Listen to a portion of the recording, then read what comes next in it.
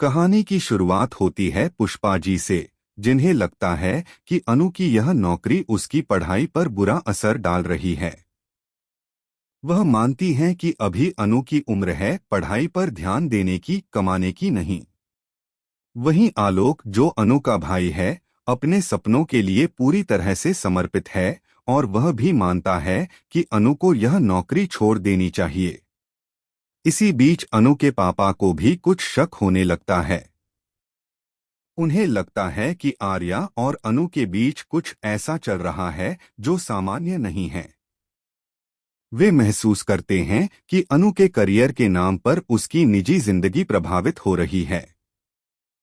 इसलिए वे अनु से कहते हैं कि उसे पढ़ाई पर ध्यान देना चाहिए और यह नौकरी छोड़ देनी चाहिए।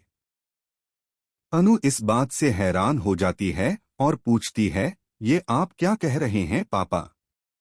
इस बीच एक और बड़ा मोड़ आता है जब अनु के पापा अनु से पूछते हैं कि जब वह पहली बार इस शहर में आई थी तो उसे लेने कौन आया था।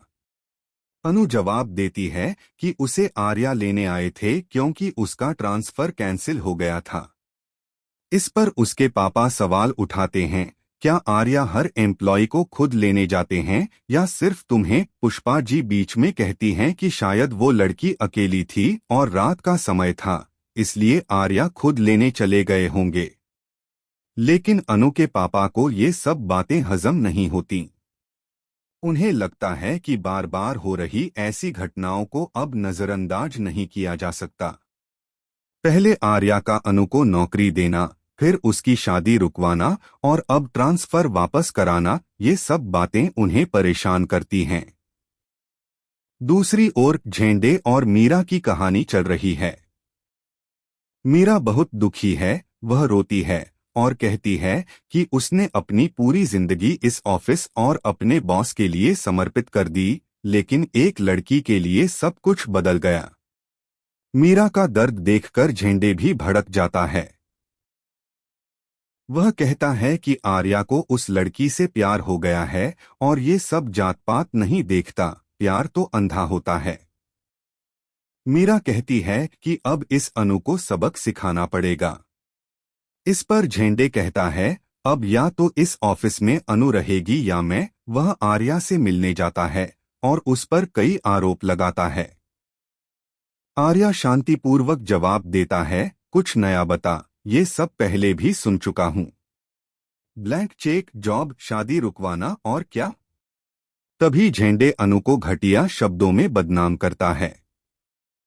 वह कहता है कि अनु एक चालाक और स्वार्थी लड़की है जिसने आर्या का इस्तेमाल किया है।